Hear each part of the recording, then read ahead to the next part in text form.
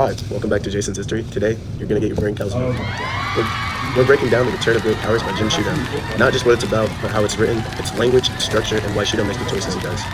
By the end of this video, you'll understand how Shudo builds his argument, what techniques he uses to keep readers engaged, and how his writing reflects the urgency of the global moment we live in. First, let's clarify the purpose of The Return of Great Powers. Shudo's main argument is that we are entering a new era of geopolitical rivalry, a great power competition, if you will, involving the United States, China, Russia, and other major states. He argues that the U.S. can no longer assume uncontested dominance, and that understanding these new rivalries is essential for shaping policy and protecting democratic values. This purpose shapes both the language and structure of the book.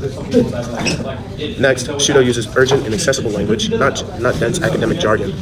This is key because he wants both policymakers and the general public to understand the stakes. Let me offer you a few examples. He often uses short, punchy sentences to emphasize urgency. For example, when describing Chinese aggression in the South China Sea, he writes in a clipped, direct style, mirroring the suddenness of military confrontations. He uses concrete, vivid details, like quoting military officials or describing the atmosphere in tense diplomatic meetings, to bring abstract concepts like balance of power. His tone is often cautionary but not alarmist. He wants to warn, not panic. Words like contest, challenge, and competition appear often because they convey seriousness without spiraling into fear-mongering.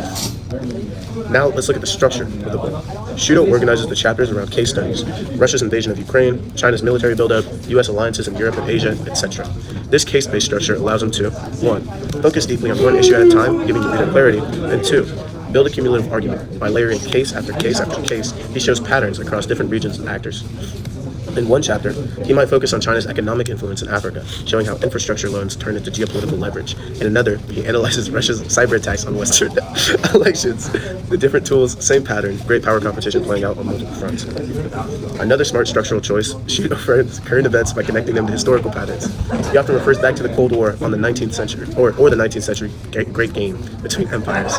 Why? So this is because it helps readers understand the stakes, that this isn't just a temporary spat, it's part of a long historical cycle. And it also gives readers mental models. For example, if you know about the Cold War, you can better grasp concepts like deterrence, proxy conflicts, or spheres of influence. Shudo doesn't just present his own analysis, he brings in voices: military officials, diplomats, intelligence officers, scholars, etc. This both adds credibility and adds diversity of perspective. So why does Shudo make these language and structure choices? He does this because he's trying to bridge the gap between urgent geopolitical realities and public understanding. If he wrote like an academic, he'd lose general readers. If he only gave surface level reporting, he'd miss the big picture patterns. By combining urgent, vivid language with a layered case study structure, Shudo ensures his message comes across clearly, credibly, and compellingly. So to sum up, Shudo's language is urgent, accessible, and vivid. His structure builds a layered cumulative argument through case studies and historical framing.